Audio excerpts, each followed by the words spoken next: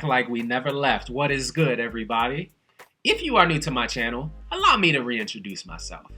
My name is Weav, and here on my channel, we help coach you on your personal growth and development. We also help push you forward in your respective careers in both business and entrepreneurship so that you can strive for your personal definition of success in life. And of course, we always help you strengthen and build longer, lasting, and more meaningful relationships. Today, though, we're going to explore and find out if you are truly satisfied in your relationship.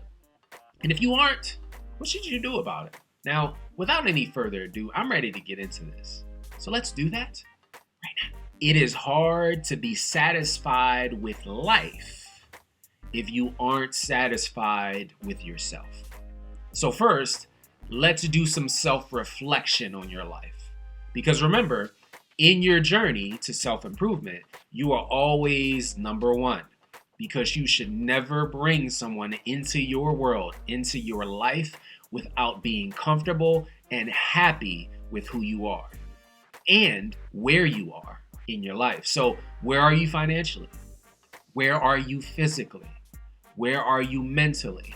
Where are you with your heart? Ask yourself these questions, because before you start accepting a man or a woman into your life, you should be able to receive them as they are and make a conscious decision to have expectations of not only what you want, but also what you're willing to tolerate.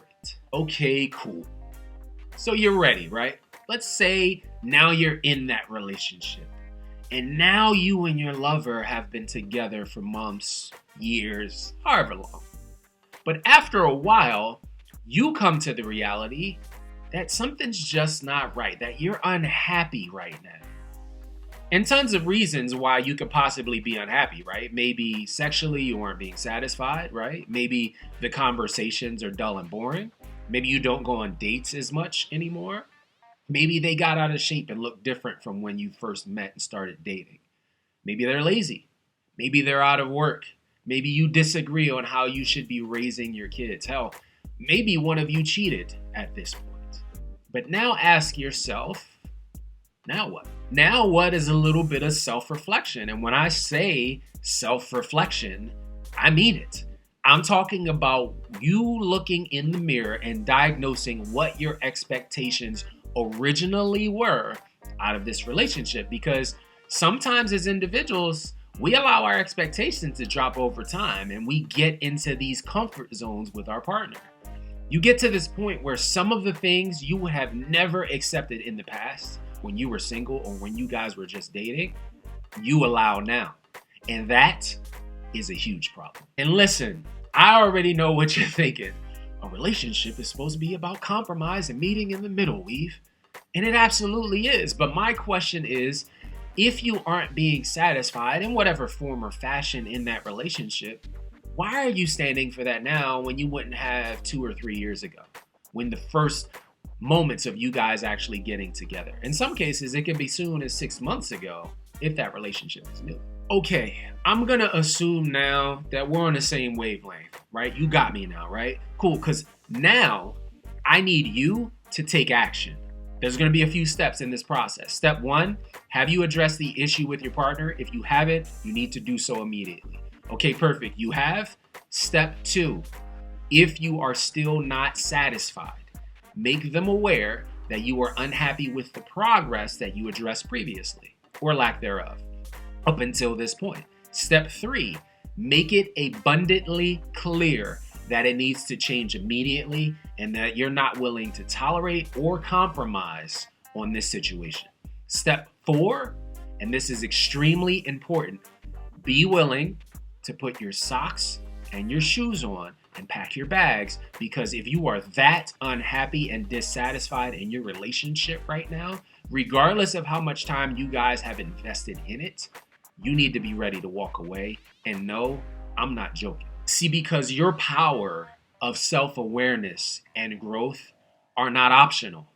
Yes, you may want someone in your corner to love and respect you, but if you have had this ongoing issue more than once and you aren't seeing any changes, maybe for a day or two, but it's not maintaining that level of success, it should be clear to you that your partner either doesn't care or doesn't understand the severity of your situation and your mental capacity right now. Now, with that being said, of course you can work on it.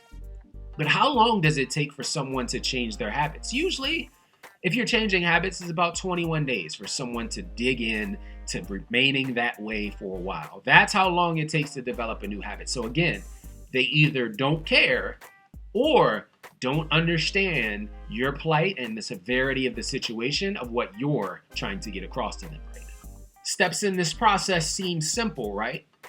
Right. Until you have to perform them. Until you ask your partner for the infamous talk. But you will do it if you are that unsatisfied. And do one more thing if you're in that relationship.